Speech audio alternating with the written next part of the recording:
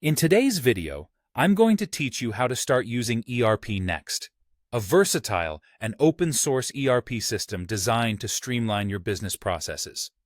We'll walk through creating some test entries, which are essential to grasping how ERPNext functions, and to make sure you're comfortable with its key features before fully implementing it into your operations. To begin, let's create some test entries. It's important to start with the basics, and we'll begin by adding a few essential entities: a customer, a supplier, and a stock item.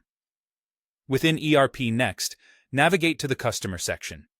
Here, you'll enter all relevant details about a sample customer. Feel free to use generic placeholder information such as test customer to keep things simple. Once the customer is set up, move on to creating a mock supplier. Similar to the customer setup, you'll input details like the supplier name and any contact information.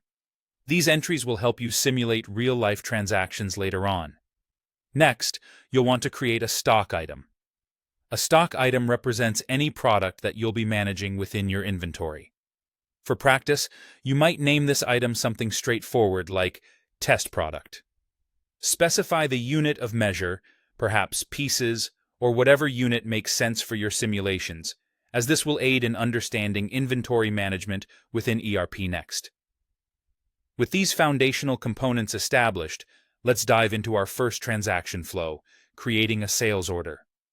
Navigate to the sales order module and input the essentials, such as the customer you've created and the stock item you've added.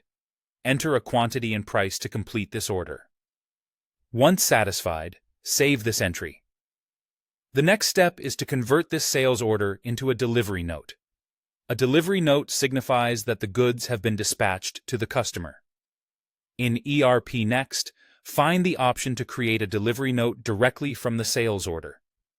This will automatically pull through your existing details, making the process seamless. Once generated, review the delivery note to ensure everything matches your expectations, and then save the document. Now, following the delivery note, you'll want to record a sales invoice. This document is an essential part of the sales process, as it signifies the completion of the sale and impacts your financial records. By creating an invoice from the delivery note, you'll maintain continuity and ensure proper documentation. Again, simply review and save. On the purchasing side, initiate a purchase order to simulate acquiring stock from your supplier. Input the details of the test stock item from your supplier. After entering and saving this information, go ahead and create a purchase invoice, mirroring the steps we followed for sales. This ensures an accurate financial record. Finally, simulate the payment process by recording a payment entry against the purchase invoice. This helps in understanding the accounts payable workflow within ERPNext. Record the relevant payment details and save.